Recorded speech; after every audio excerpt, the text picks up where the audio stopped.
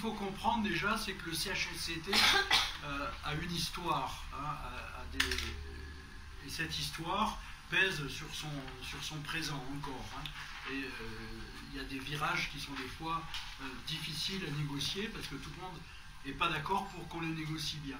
Donc au départ, au niveau réglementaire, les comités de sécurité ont été créés, donc comme vous le voyez là derrière, en août 41, hein, le 4 août 41, donc c'était en pleine occupation allemande. Voilà. Alors, je ne vais pas vous rappeler la charte du travail, etc., tout ce qui a été fait par le maréchal Pétain.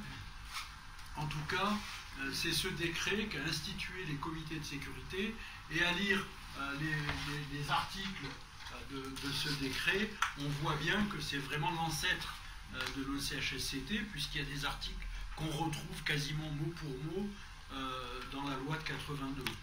Donc il y avait notamment la présence du chef d'établissement, la présence du chef du service sécurité, du médecin. Les délégués, je les ai mis entre guillemets, puisque à l'époque, ils étaient choisis entre l'employeur et le préfet. Donc bon, là aussi, quand on choisit bien ces délégués, ça simplifie les relations. Il y avait possibilité de faire appel à la collaboration de toute personne qualifiée, donc c'était l'article 2 du décret. Ça, bien sûr, ça n'a pas résisté en 87. En 47, on a parlé du concours, on a pu parler de collaboration. C'était moins bien vu qu'en 41. Et surtout, donc, les missions d'enquête, les missions d'inspection, qu'on connaît toujours, et puis la sensibilisation aux risques professionnels. À l'époque, on va voir, c'était orienté un peu comme une institution technique.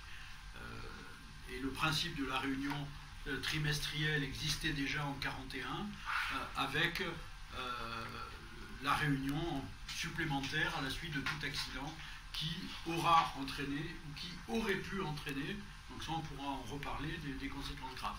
Donc bien sûr, 1er août 47, il y a eu quelques changements au niveau de l'État, et donc on a rebalayé un peu le décret 47. On l'a retoiletté. Mais fondamentalement, c'est resté la même chose. C'est resté la même institution technique qui avait à traiter des questions d'amélioration technique qui devaient impulser la politique de sécurité de l'établissement. Donc là, vous voyez, on était tout à fait dans la cogestion en ce qui concernait le risque professionnel et développer l'esprit de sécurité. Hein, esprit, es-tu là?